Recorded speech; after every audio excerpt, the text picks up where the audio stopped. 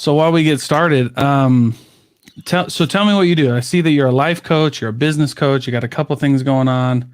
But why don't you tell me, like, in your own words, what you do and introduce yourself? Yeah. Hi, I'm Dr. Dee Frayne. And like you said, I kind of do a little bit of everything. Life coaching, business coaching. My doctorate is in management, organizational leadership. And Oh, my wow. research was in performance excellence. So especially in change-making organizations. How do we know we are doing a good job?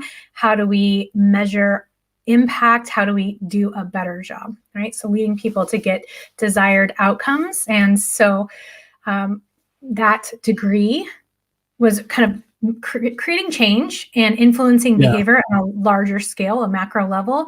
And in coaching, I'm doing the same thing, leading change, helping people create vision, influencing behavior on a micro level. So That's incredible.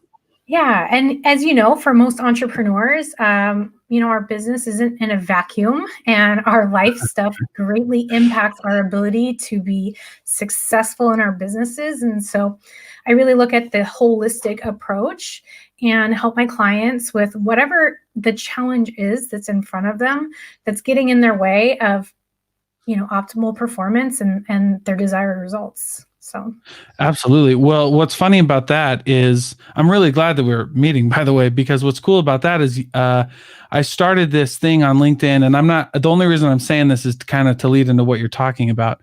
I wrote one of the biggest things I've learned in the podcast. I'm sharing this on LinkedIn, and I just wrote an article the other day that was about like how much your life, the things that make you successful in life and in like relationships are the same things that make you successful in business. absolutely. I mean, you take the same brain everywhere you go. And Well, yeah. Yeah. right? And we are creatures of habit. The way our brain operates, we create habits of thinking, habits of behavior, and we take the same habits with us everywhere we go. And so that's why, sometimes with clients, we can go from in a single call talking about what's going on with their husband to what's going on with their assistant to what's going on with their training program, right? It's like often the same thing. That's the challenge with the husband is showing up in a slightly different way, but it's happening in the business too. Sure. That's what I was saying. The principles are the same. The application might look different. The problem might be a little different. It's kind of like what everybody complained about in math class when you would learn something from the teacher and then they would be like, this is a totally different problem. And the math teacher would be like, no, it's not. It just looks different, but we're going to solve it the same way. Right. Yes, that's such a good analogy. Yeah, well, I got my degree in accounting, and finance, so I'm a numbers guy, and that was one of the big ones that problem solving, because it looks different even though it's the same problem. Yeah. And yeah, that's crazy. So let me ask you this. Let me jump right into a few questions like that I have. Sure. Just now that you've introduced yourself a little bit more. What do you think the most important thing about goal setting is for like business owners and like in life? Ooh, that's a tough question. I think the most important thing, if you want to have sustainable growth, an ability to show up and work on the goal, is really understanding your reason for why you set the goal in the first place. What is the bigger vision that you have that this goal is bringing you closer toward?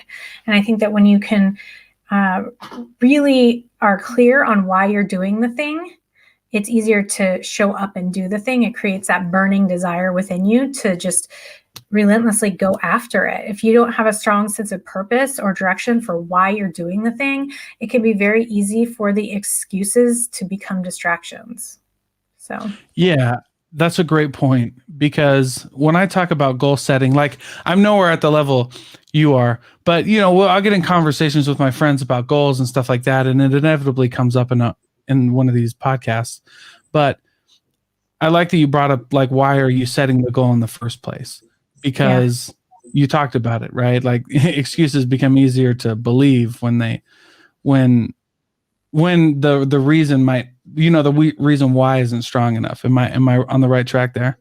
Absolutely. Absolutely. I mean, look, everything your brain is pushing against, you not changing, because it wants to maintain certainty. It doesn't like, even though rationally our brain's like, yeah, if I achieve this goal, it's so good for me and for my family and all of that. Your survival programming, like the ape inside your brain that doesn't understand logic, doesn't understand reasoning, is like, yeah, no, change is bad. There might be tigers there. We might die. And so that part of your brain really just is going to pull you towards not doing the thing that will lead to change, to lead to the goal achievement. And so really knowing what that bigger picture is, it's so much easier to kind of have that conversation with yourself. It's like, no, this is why I'm doing this. This is why it's so important to me. This is such a good thing. When you don't have that, it's harder to overcome that inertia that your survival programming that's trying to keep you safe holds you back from doing the thing. Yeah, that's cool.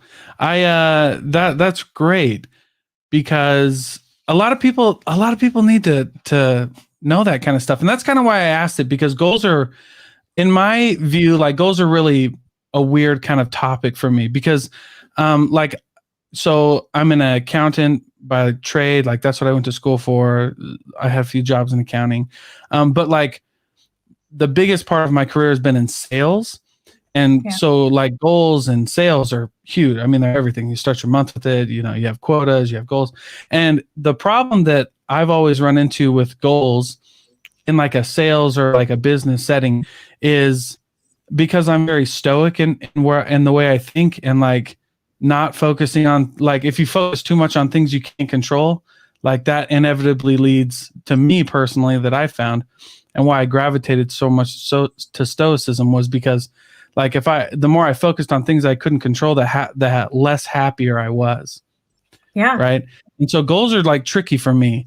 Like, you know, how do you set goals? Like what should be the focus of your goals? Because then you meet some stellar people who are like, you know, the goals should be about whatever, or about habits or something like that. And so that's just, you know, it's just kind of a cool topic and like rabbit hole to go down. Yeah, for sure. I mean, I think that a lot of people have a love-hate relationship with goals. You know, there's so much discussion about how we should have goals, and we should be goal-oriented, and they should be SMART goals and all of this stuff, right? But when the older you get, the more goals you have set that you might not have achieved. And also our brains start to become more risk averse around the age of 25, right? We start to have children, and the older we get, the more is at stake, right? And so and the goals become harder too, the older we get. I don't know if you realize this, but like bigger numbers, bigger impact.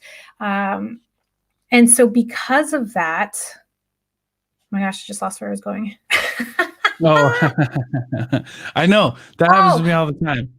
Yeah, no. So we have like a love-hate relationship with goals, right? And I think that a lot of people carry goal shame because of goals that they have gone for and not achieved. And a lot of people actually, they'll say that they're really goal-oriented out in public, but you know, they have really deep-seated fears and anxieties and insecurities about their own ability to reach goals. And this is something I work with my clients on all the time. But I think the most important thing in terms of having a healthy relationship with goals is to understand that a goal isn't set to prove anything about yourself, to earn your worthiness, right? Like, your worthiness as a human being is inherent. There's nothing that you can do to earn more or become more worthy. But a lot of times we set goals to prove ourselves or to feel good enough or smart enough or successful enough. But you're inherently worthy. Like, that doesn't change whether you achieve a goal or not. So then the purpose of the goal is to provide direction for growth. It's, who do I need to become in order to be the woman who's capable of creating that result? And so goals are just a tool to guide our direction for growth. That's cool. I like what you said there. Like, your goal should be like around the person you need to become to achieve those goals. That's what I like, right? So in sales, I don't necessarily set my goals on like how many, units I'll sell or something like that. Although I'm measured on that. My Yes. goals are like, what kind of, like you said, right? What do I need to do to make sure that I can have the best chance of doing that, right? Because if someone buys or not has nothing to do. I mean, I've had experience. Anybody who's been in sales has had an experience where they've done everything right. You did everything right. You had the customer loved you, the price was right, the time was right, and they just say no. And there's nothing you can do. I mean, there's a lot that we can do to influence people, and that's where I put my time in sales. Is like, how can I become a better person that I can increase my chances of getting this deal or whatever, instead of like, I have to get this many deals or else. And that's just like personally for me, because it's like, I mean, it happens all the time. Like if you haven't been in sales long enough, if you haven't had that experience, in my opinion. It's so true. It's so true, right? Or even even in business, right? Even if you're not in sales, but you're in business, like, you do everything right and the customer hates what you do. I don't know. Yeah. I mean, ultimately, like the sell itself is a lag measure. And really what's more important is to focus on the process, your lead measures, right? It's like how you're showing up, what your own controllables. So like your instinct to focus on your controllables is the only thing that you can really do. Obviously in sales, the goal is to influence people to the result that we want, which is the sell. But we can't all, like you said, sometimes we do all the right things and it still doesn't fall in our favor. It is a numbers game, and some months you're going to get a lot of yeses, and other months you're going to get a lot of no's, and sometimes you get lots of yeses in a row, and sometimes you have to get a lot of no's before you get a yes, right? And that's why it's all about, how are you showing up? How are you improving your skills each time so that you're more likely to get a yes, right? Rather than focusing on the no, or what it's like, okay, what did I do?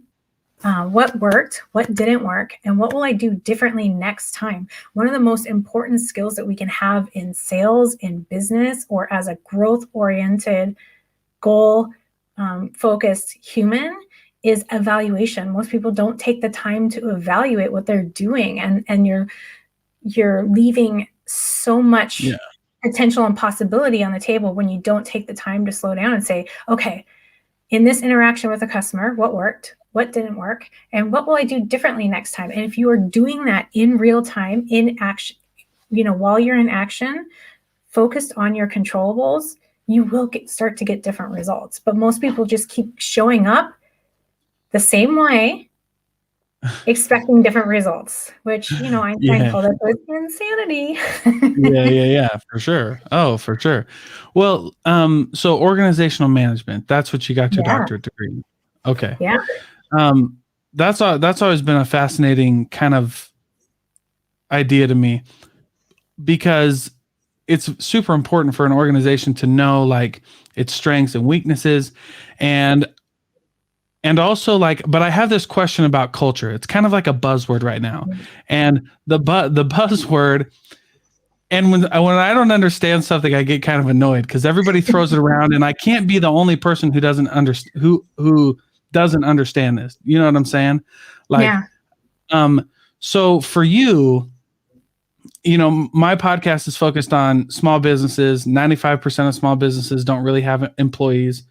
But for the ones who do, like, how do you define culture, and why is it such a big buzzword right now? And what's the deal? Like, how would you explain this whole thing? Yeah, I mean, ultimately, I think it's super important. It's actually one of the most critical factors. It's so funny. When I used to interview for jobs, I would always ask, like, one of my questions to the interviewers was, tell me what your culture is in 3 words. And it always caught them off guard. And I always got an honest answer, because like the person never expected it. Right. And so that, for me, I realized that culture fit was most important, right? Like I needed to be plugged into an energy, a vibe that worked more so than, hey, do they have the right benefits? In terms of culture, it's really about kind of what's what's the vision of the organization? What are their Mm. values? What's the mission? What is the priorities? How do we treat our people? What's important to us? And you know, does our actions match our talk? Right? Because sometimes there's Right, yeah. companies that have a very beautiful culture on paper, but once you get inside of them, they're very toxic, right? It's either Mhm. very cutthroat environments, or um, you know, where they don't care for or take care of their employees, value the contribution. So culture really is, it is like, to pull in more of like a woo-woo way to describe it, it's the way it feels, Mhm. and the purpose, and that, like, why are we even here to do this thing besides making money? Right. Well, and I guess why I'm so, I don't know if cynical is the right word, but like, because I work for a company right now who I love. I mean, they're a fantastic company. But I'm like this. So I heard someone say once, there's like two two ways of like outgoing people. They're like assertive and well, extroverts, right? They were describing extroverts, and one of the ways they were described was um like assertive or something else. And I found out that like I wasn't like, I'm not a really like bubbly sales guy. Like I'm not like, I don't do pep rallies very well. Like I just don't, I don't know. If somebody were to pull us in and do, something, where we had to clap and like they were like coming on, it's like a Tony Robbins. Yeah, By the way, I love Tony Robbins, but I'm not a pep rally guy. Like I'm yeah, more like of the like a forced show up, fun. get it done.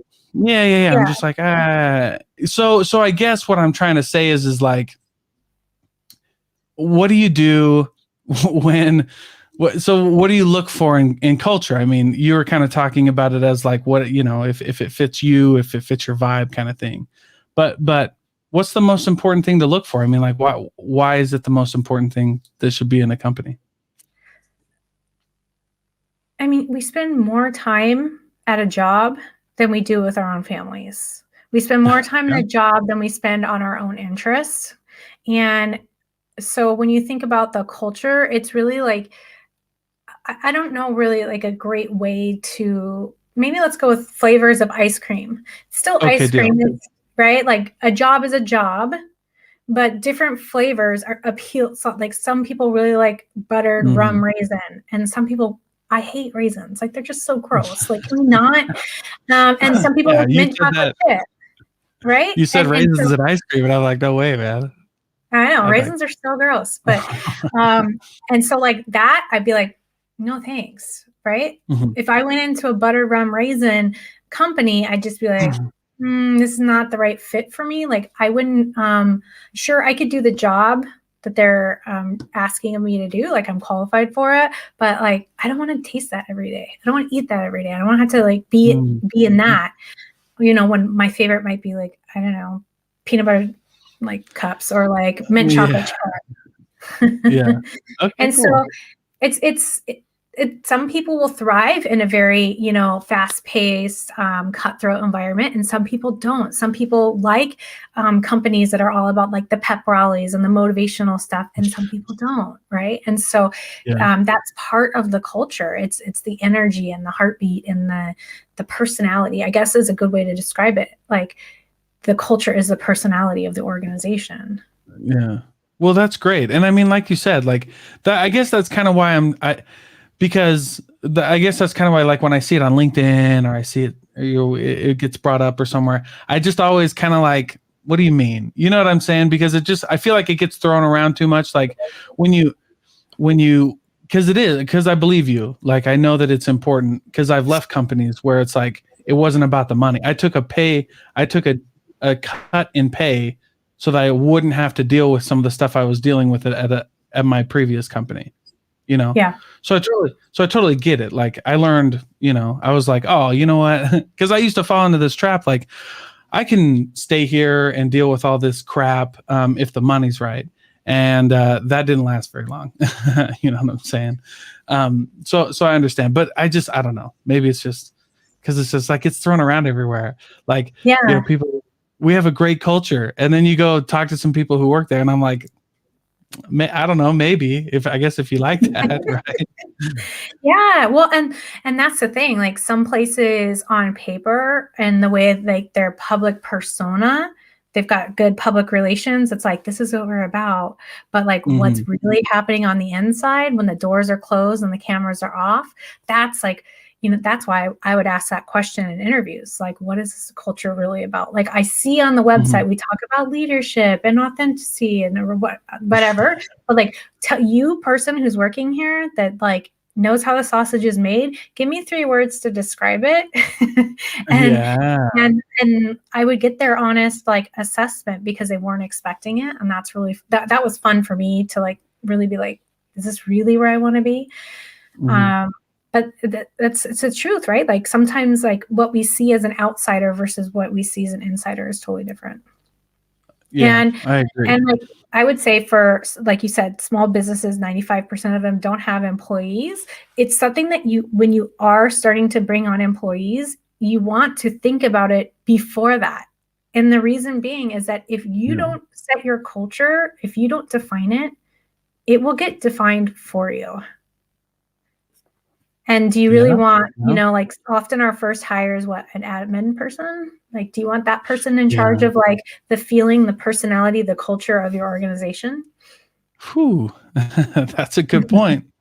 That's a way good point. Yeah, so most small businesses don't, but they do hire vendors. Like, every small Yeah. business owner will have somebody. I mean, they might not be on payroll, but they've got a virtual assistant, they've got an accountant, they've got people. And so yeah, and I mean, it makes sense. But let me ask you this, because you're coaching, you've got, you help big organizations, you help individuals. What When you're helping individuals and kind of in your practice, what's what's the thing you want everybody to like focus on? I mean, if you could teach somebody, just if you had 5 minutes to teach somebody one thing, like what's the most important thing you teach somebody? Oh man.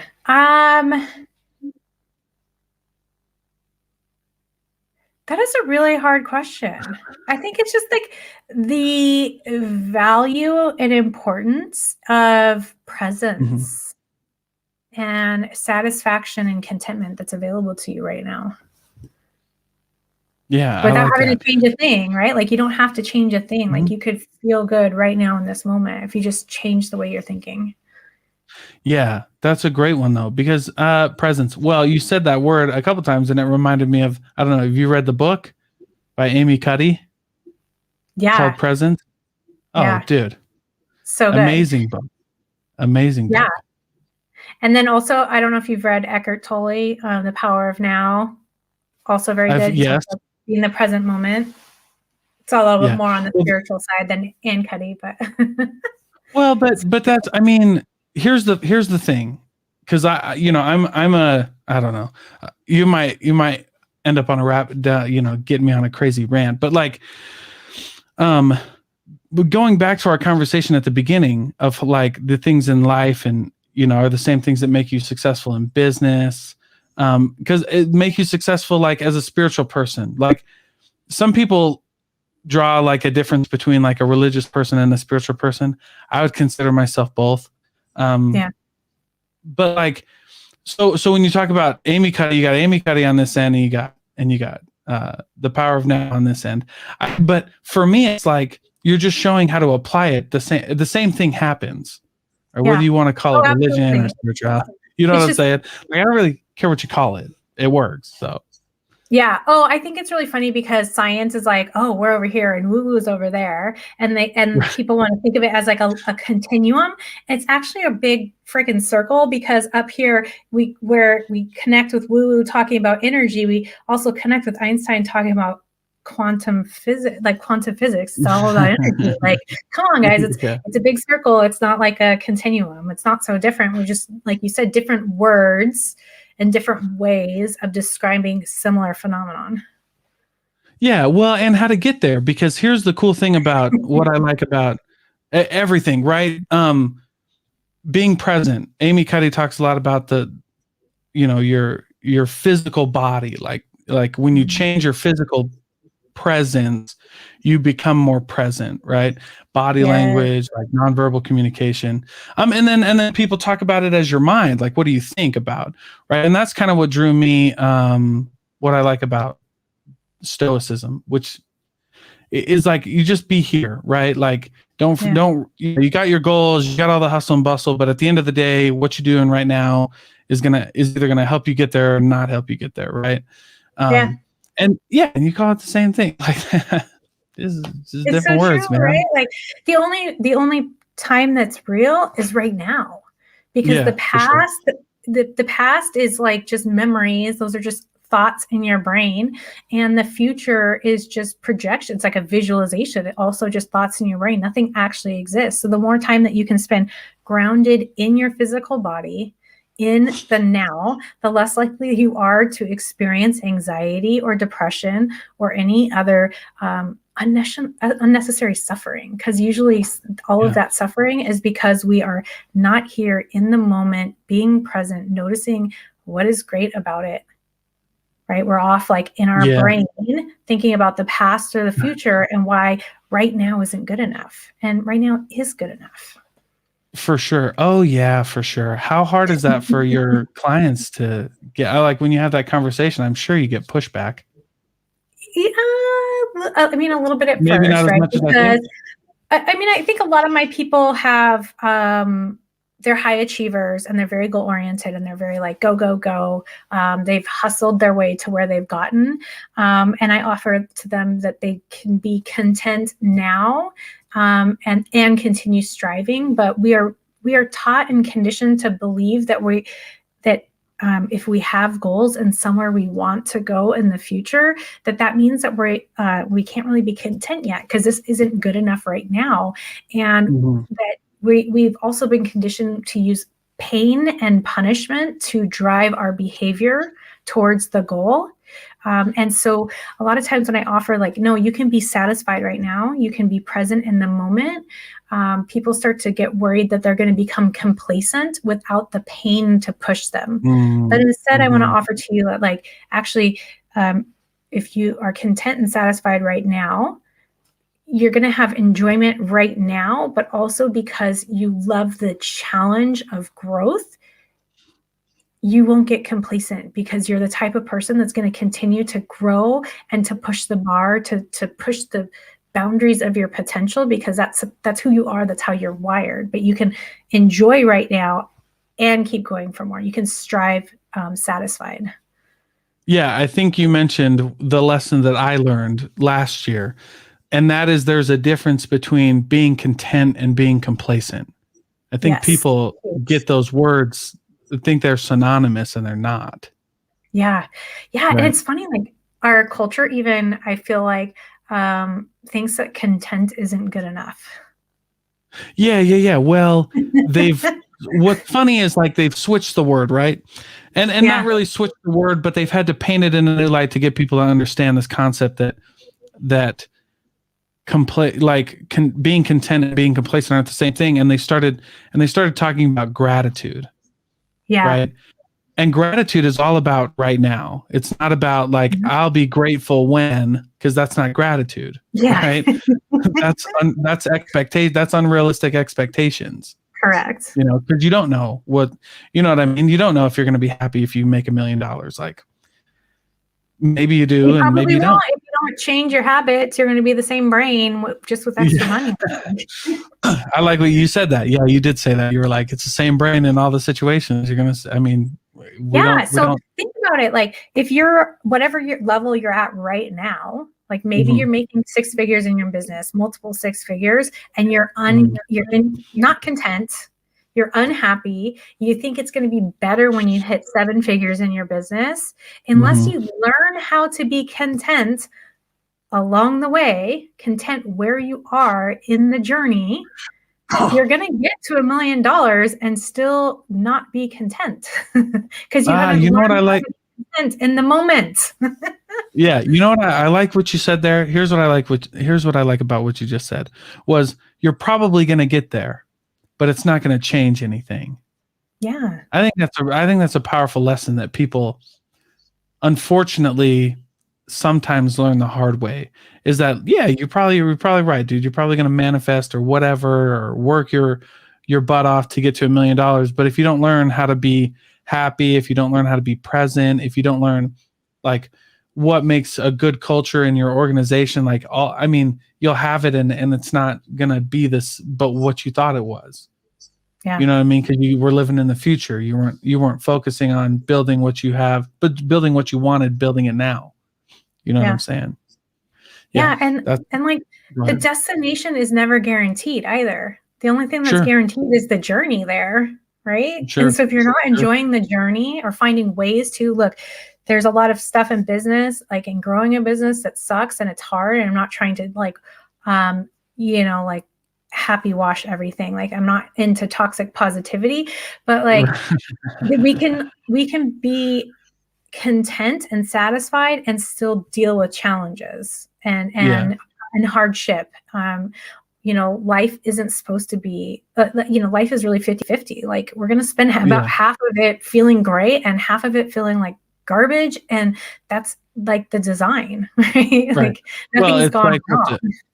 Yeah. Okay. So two things. You mentioned one word that I think is what I was trying to describe with like my view on culture, was like this toxic positivity thing. Yes. It's like, dude, yeah, you're not going to sell me like, and it's not because I'm cynical. I'm just like, I'm very real. Like you're not selling me on this idea that every day is rainbows at work, because I've worked at too many places to know that that's not true. Right. And like I live, and then the second thing you said was about, life. And it reminds me of a Buddhist story that I love, where they distinguish the difference between pain and suffering.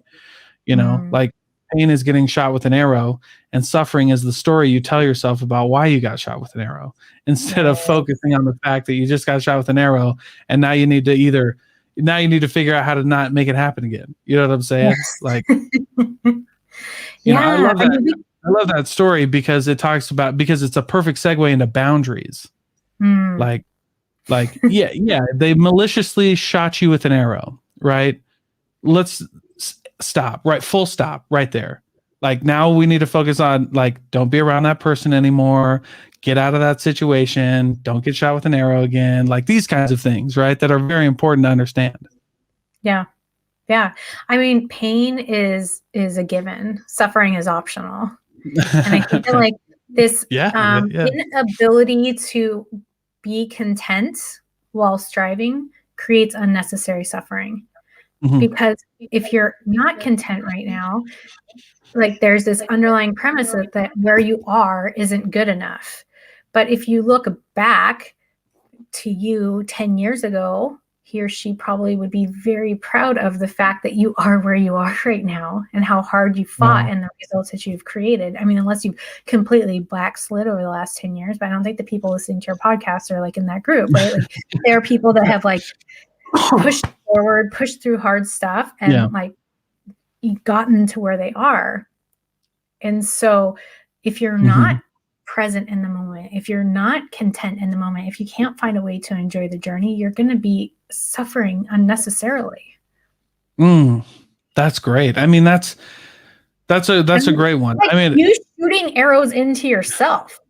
Oh yeah. Why not, dude? Yeah, that's the other reason why I kind of like that.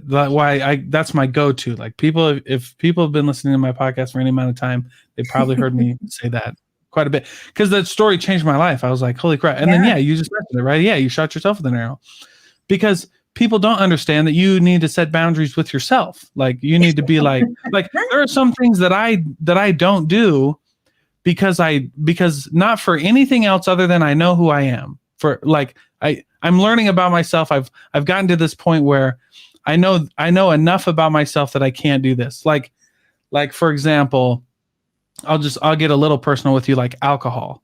I don't drink alcohol, has nothing to do, like I don't judge anybody who does, has nothing to do with anything else other than like I know my body can't handle it. Yeah. Full stop. You know what I'm saying? Like, but so then but, the boundary later, is you like not choosing not to or saying no. Yeah, exactly.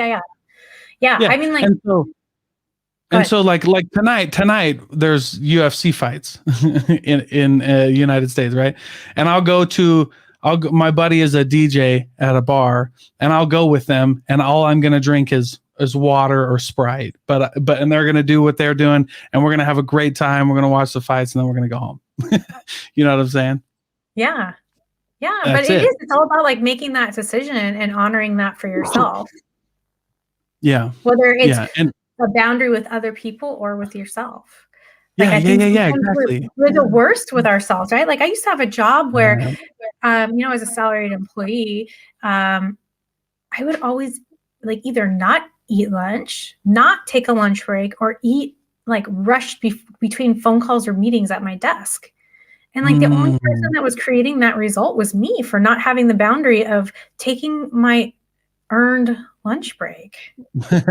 yeah, And like no employer yeah, is going to be like, you didn't take your lunch break. Like maybe an hourly employee they're going to because they're a little bit more worried yeah, because about you a have wage to. and labor claim with them than a salaried employee. But like no employer with a salaried employee is going to be like, oh, I noticed you didn't take your lunch today or yesterday or the day before. Maybe you should start taking lunch break, right? Because Yeah. it benefits them that you're just going to work your tail off for them. Yeah, well, I was about to say the flip side of that. No employer is gonna that they also. I mean, they're not paying attention enough to tell you to go take your lunch break. They're also not paying attention enough to tell you that, hey, I noticed you didn't take your lunch 7 days in a row. I'm going to give you a raise or a promotion. Like that doesn't happen Yeah. either. Right? You We know what think I'm that saying? like we need to stay to like prove that we're so committed or such a good employee, but they're really not noticing. Yeah, and if you quit today, they'll hire somebody in a week. Yeah. Yeah. Or if they are noticing that you aren't at your desk and making it a problem, they're probably not the right culture or fit place that you want to work, right? Yeah, oh, absolutely. No, I'm with you on that one. It's crazy. I mean, there's a lot of these. I'm glad that the kind of the culture is shifting though to this idea that we need more of like you mentioned woo woo. I've used that term before, but it's real stuff. Like this isn't Yeah. this is actual stuff that helps people. It doesn't have an ROI, Mhm. but like right away, like that you can see, you know what I mean? But it does benefit companies and people when you learn how to take care of your mind, and when you learn how these kinds of principles that make you successful anywhere you go. Like that's what I like about these principles is like it puts power to people. One of the things that I love talking about when I'm talking about sales, or like, because every once in a while I train people in sales and stuff like that. And that was a job I had for a long time. But I was like, the confidence that you can like not be tied to any job because you have skills, because you have confidence, because you're in yourself that you can do something, like that's powerful. At a current job, at the next job, like one of my favorite things, it's a little cocky, but it gets my message across, that this idea that like, hey, listen, I'm good at what I do, and before, like, I'm in my chair and there's the door, and if you fired me or I quit before I got to the door, I'd have a job. You know what I mean? And so like I love myself, I know myself. Yes. I'm confident. You know what I'm saying? Like that puts a lot of power back to people that they didn't Absolutely. have before.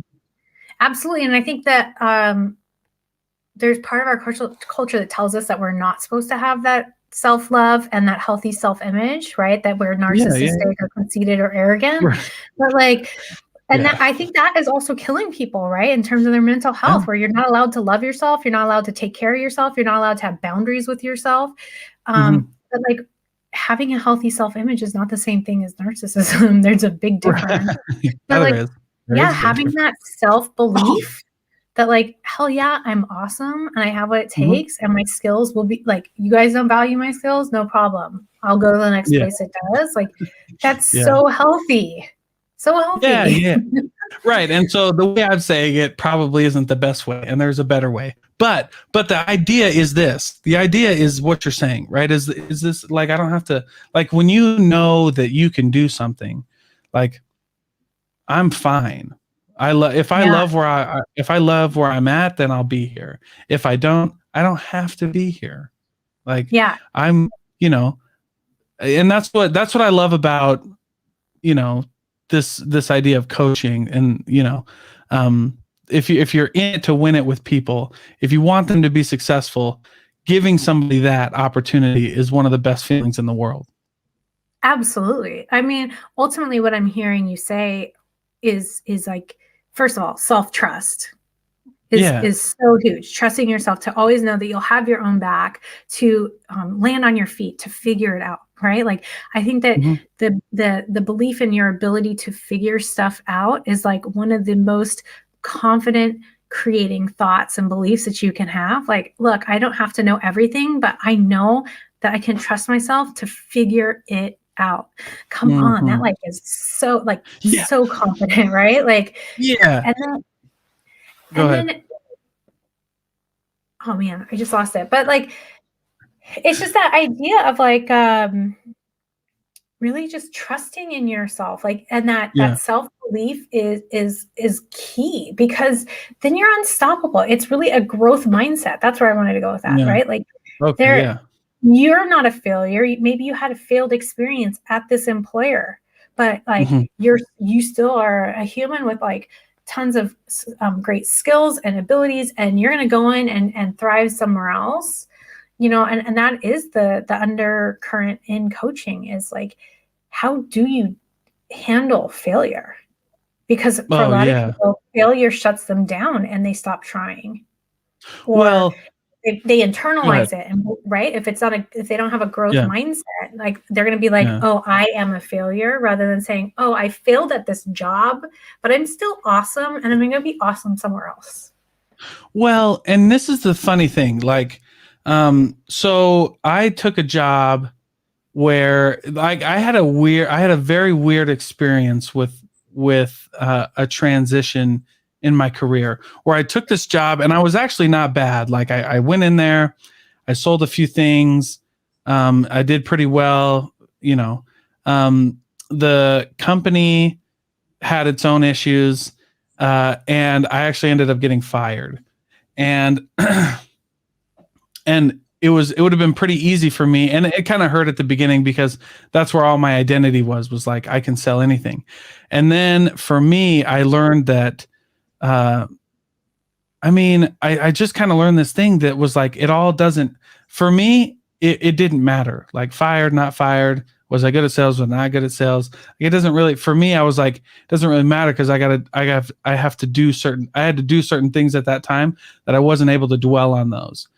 Like dwell on that stuff. And so I learned, like, one of the things that I did, and I don't know if this is right, but I was like, but for me, it wasn't a failure. Like, I didn't fail.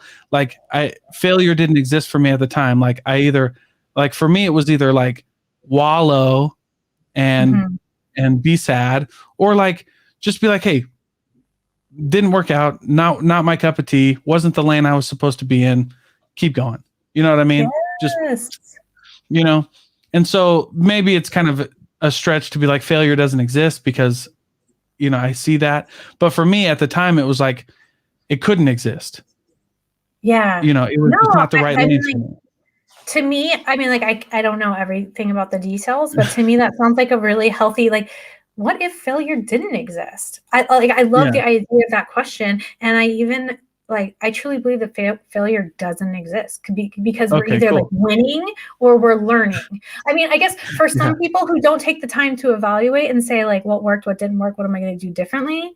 Then maybe there's failure, right? Because like, ultimately, like, everything in life is a learning experience. The only way to fail is to like not take the learning from it and to keep doing the same stupid thing over and over and over again, right? Like, the universe is going to keep giving you the same opportunity to learn the lesson. And so you let those people, right, where they just like keep knocking their head on the same problem, and you're like, whoa, don't you see this? Like, come on, you can walk around the post. You don't have to keep walking into it, right? But they keep walking into it. So like, there is no failure if you're finding the learning from it, if you are growing from each experience. Yeah. And that was kind of what I was getting at, was like, for me, failure doesn't exist. Like, good and bad doesn't exist, because things just happen. And it's like, things just happen, and that's it. That's, you know, you got shot with an arrow, full stop. Things just happen, full stop. And what's the point? You know, like, I'm going to learn from it. I'm going to take the lessons that were given. I'm going to cherish the experience. I'm going to write it down so I can look back on it later. And then I'm just going to keep going, because I don't know. For me, it's like, I don't have for me, I like to think of it as like I don't have time for that. Like I've got Yeah. too much riding on like me and my potential and my family and all these things. Like I've got too much riding on this to worry about this one thing that didn't work out, and hating people and thinking that you were so wrong. It's like I don't have time for that. I don't have time for that. Yeah. And I would say like that ability to find the lessons in it and to then leave the negativity or the not wallowing and not getting stuck in it and not telling crappy stories about stuff that happened in the past. Like look, you can leave that behind. And Yeah. even How I do would you say help like, clients do that?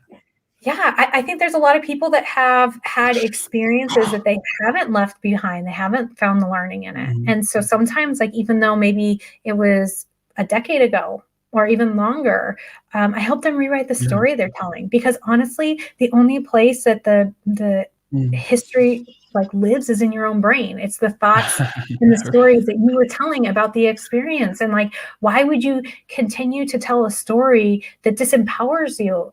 That makes you hurt. Like I get it. Like I was there. Like I had a very traumatic childhood and I had to go back and rewrite that story and say like these people did the best they could with the knowledge and the skills and abilities that they had. Their behavior was not okay, but like if they knew better, I truly believe that they would have done better. They just didn't know better, right? Yeah. And so that's an example of like how you can go back and reframe a story where like instead I used to think that I was unlovable and unworthy and all this other garbage that made me feel really bad and required me to like have to fix something about myself, where all I needed to go back and be like, oh, I had imperfect humans as parents and they didn't have the knowledge, skills, or abilities that they needed to do a better job as my parents. Okay, like the problem wasn't me, right? Like I just happened to be in an environment with people that couldn't handle the responsibilities that they had. And like that's so freeing, right? When you're able to go back and rewrite a story like that. Yeah. And people have their own trauma that they're dealing with. Like you just never know. And you're right. Like it doesn't excuse any behavior done. Like it doesn't make it go away. It doesn't excuse it or anything like that. But like you said, but it also is like, now I can move on. You know what I mean? Like, it's not excusable, but I get it. And now it's over. And it is what it is, even though that's like the worst phrase in the world, but I can't think of a better one. But it is what it is. And we just move on. Right. And, I wouldn't wish some of the things that happened to me upon other people, but it did help shape me into the person that I am today. And it's helped me be able to hold space for other people's pain. And so I have found, this silver lining in a crappy childhood and in that story, but I don't tell it the same way anymore because I don't want to. Like that the way I was saying, like the story I was telling before, or like you said, was like when you got fired from a job, you could be telling that in a way that disempowers you and makes you feel bad and makes you feel angry. And carrying that emotional baggage about something that happened a decade plus ago is only robbing you of your power and your potential right now. Yeah. And what's so funny is like, I wrote about this too, because I learned this lesson. And I think it probably developed, I might've gotten it from, I read a lot of books and talk to a lot of amazing people like yourself. So it might've come from that too. But the lesson I learned was like about excuses was that the worst part about excuses is they're all real for the most part. You know what I'm saying? Like that's the worst part. Like you did have a crappy childhood. You were really good at that job, even though they fired you. Like they didn't see you. Like, you know what I'm saying? Like they're real. There's a lot of validity in these things, but what do you do with that? All you can do, you know what I'm saying? Yeah, I choose to fight. I don't want it to hold me back any longer, right? Like hold me back enough, like during the experience. But like that's where, anyone who's listening who has something in the past that they're dragging along with them, like you can put that shit down. You don't sorry, I swore. Like you don't have to drag it. You know what I mean? Like that's like so much unnecessary weight. Like, and how long do you want to carry that for? Right, right. And I learned the other day from a podcast about this idea that of like energy and time. So like when I said earlier, like I don't have the time for that, what I meant to say was I don't have the energy to like keep Yes. dwelling on this stuff. Like I don't have the energy for that. Like I don't have enough. I have 100% bandwidth and I need to put it all on my projects. I don't have enough of that bandwidth, of that energy to put it in this situation that was real, the situation that actually what I was wrong. Do you know what I mean? I was Yeah. maliciously shot with an arrow, figuratively. I didn't get shot with an arrow. You know what I'm saying? Like Yeah. now I just need to set a boundary for myself and to learn the next time and to set a boundary for the next time and then keep going because I don't have the energy for this. Like I need to be putting it somewhere else. So many people are walking around exhausted and they have not done anything to physically exert themselves. And if you are walking around exhausted, it means that you are wasting so much of your bandwidth on stuff like old energetic stuff that you just need to clear out. Yeah, man. It's true though. It's true. And that's why I like doing these podcasts and meeting people and getting this message out there. Cause it's about the story. It's about what you said. It's about being able to rewrite the story, and you can rewrite anything right now. Yeah. You can change where you're going. You can rewrite the story that you tell yourself in the past. You can get on a new path. Like we don't have to wait anymore. You know what I'm saying? I like that. We don't have to wait anymore to change it. Well, We can do it right now. Sometimes people will push back on like rewriting the story about like it being the truth. But here's what I know. I have 2 younger sisters, and we can talk, be like, hey, remember that time when, and we start telling a story, and they're like, no, I don't remember it being like that. Like it was like this. And they'll tell me, we'll be talking about the exact same experience, but telling it in 2 totally different ways. So the way that you tell the story, you're the only one telling it that way. I promise you. Like whoever else is in your story, maybe the person who wronged you or the person that you happen to wrong, y'all are telling a different story about it. So if that's the truth, and it always is, that means that like you're the one holding the pen to the story that you're telling. And well, why? isn't it? And well, isn't it funny? I mean, history is literally written by the person writing it. Mm-hmm. You know what I'm saying? Like, so is this a personal history that you really want to write for yourself? Right. It's like, we talk about, and I know that sounded weird, but like the way that history is told is from the person writing it.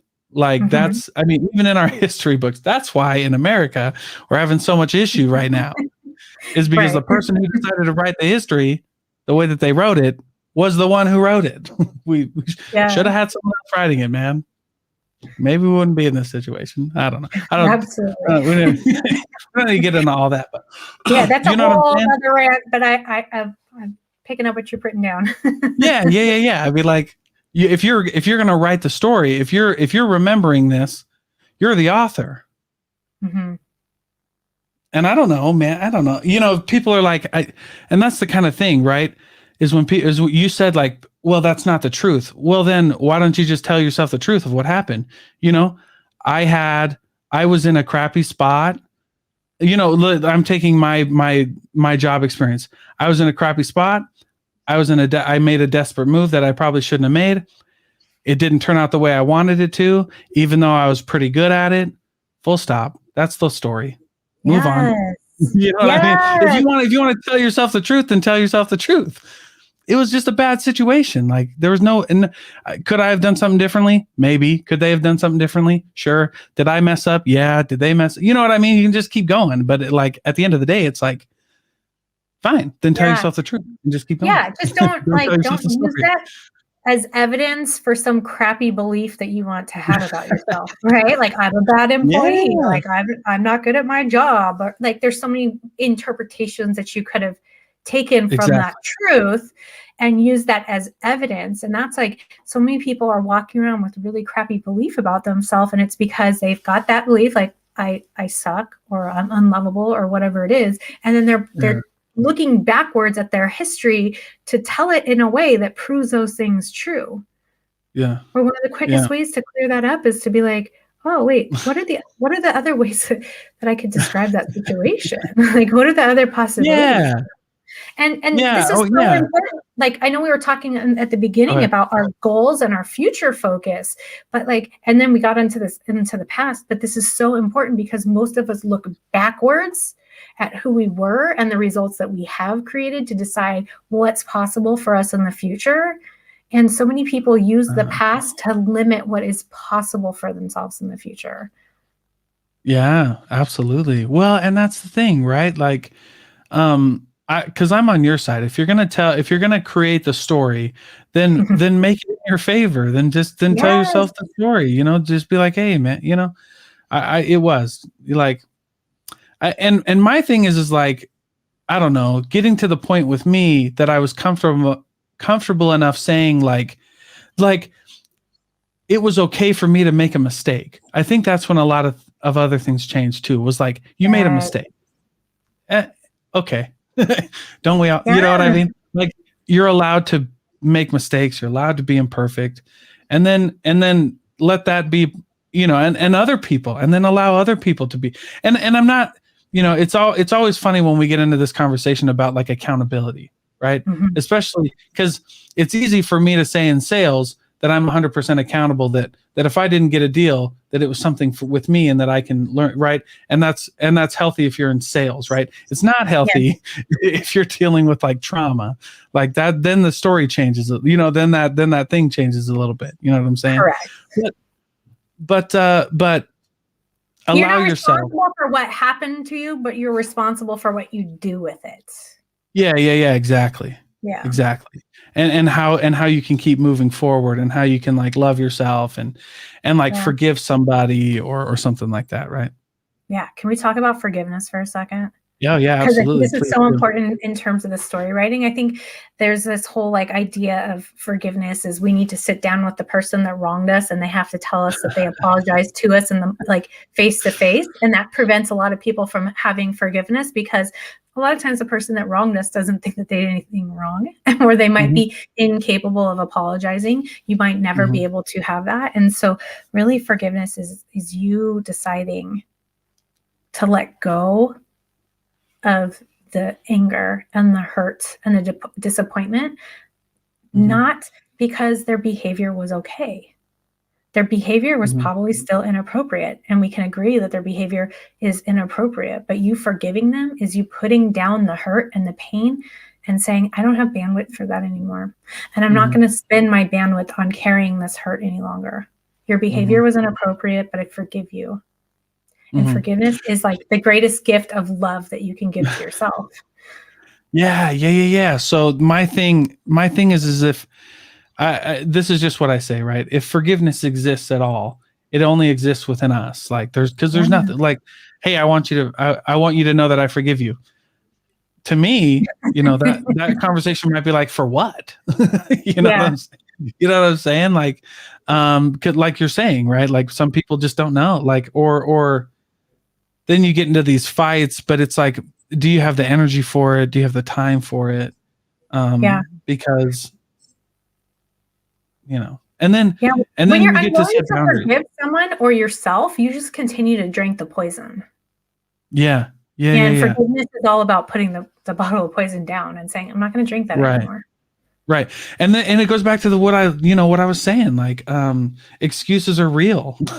Like the Yeah. worst part about excuses is that they're real. And I'm not saying, okay, let me rephrase that. In this situation, right, when you're on the other side of the spectrum, it's not an excuse because like these things happen to people and trauma is real. And I'm not trying to downplay that at all. So I'll get that out there. But at the Yes. same time, it's like, the longer that you hold on to it, the more it's going to hurt. Yeah. And so eventually, even in the midst of all of the horrible crap that humanity offers, like it's us making a choice and saying, I'm going to be happy in the midst of all this turmoil by setting good boundaries, by learning if there was something to learn, and then just realizing that we live in a fallen world and bad stuff happens for no reason. and we just got to keep going. Otherwise, we're going to die before we were supposed to. I don't know. Yeah. Yeah. You know what I'm saying? It's so true. I mean, it goes back to like you keep bringing up like the Buddhism stuff. It's like the compassion is all about recognizing that we all suffer. Like the biggest truth is that we all suffer. Yeah.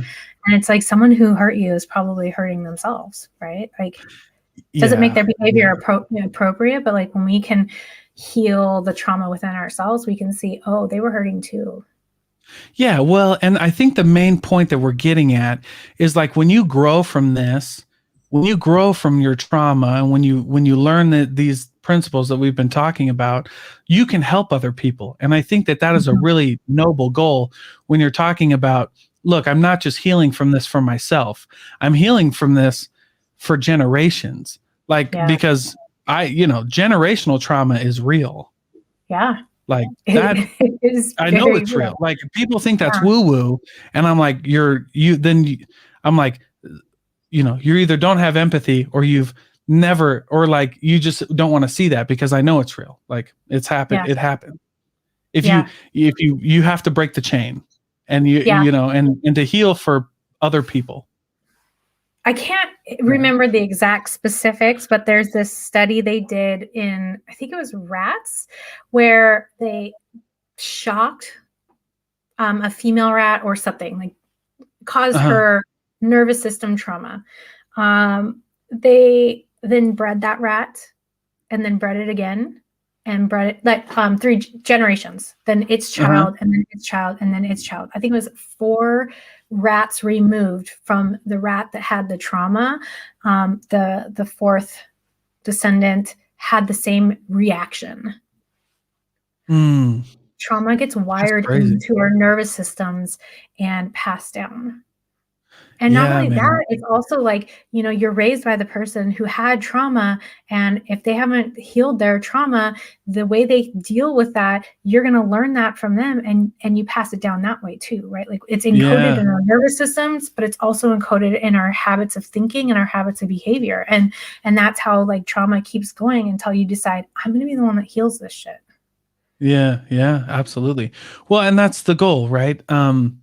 Because like I said, I believe it. And so, I have to fight again, a little personal, but, I fight every day to just make sure, and I'm not perfect, but, I fight every day to make sure that I don't pass anything on, because because it's not, then it becomes not so much about me anymore.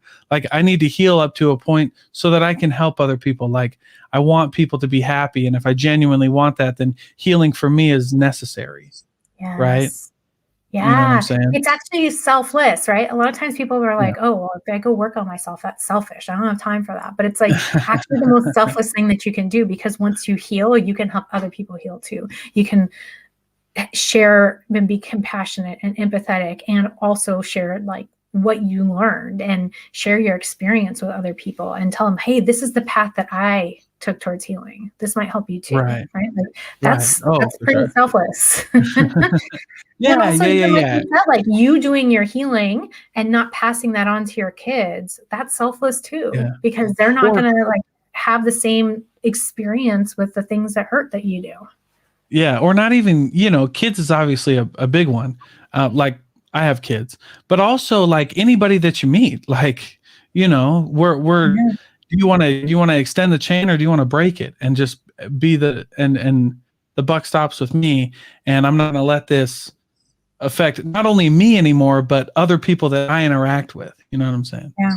It's such a huge ripple effect, right? Because if you've had all that trauma and you're like walking around angry and explosive, you're at the grocery store probably mean to the person at the checkout counter, right? And that person then is like, what a bad day because everybody was mean to them at the checkout counter, and they go home and they're grumpy with their kids. Like that, there's such a huge ripple effect. And then think about how many humans you interact with in a single day. Like, if you're walking around as a live wire because of unhealed pain.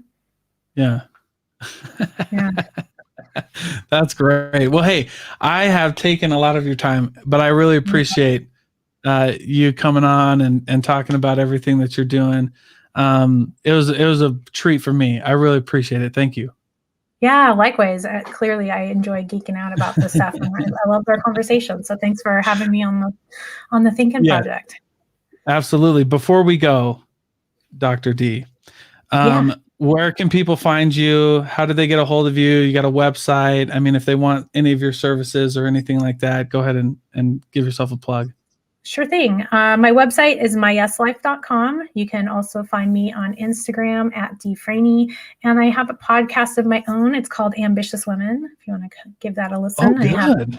interviews with other ambitious women, as well as some coaching on how to achieve your big, bold, unapologetic goals and dreams. Good for you.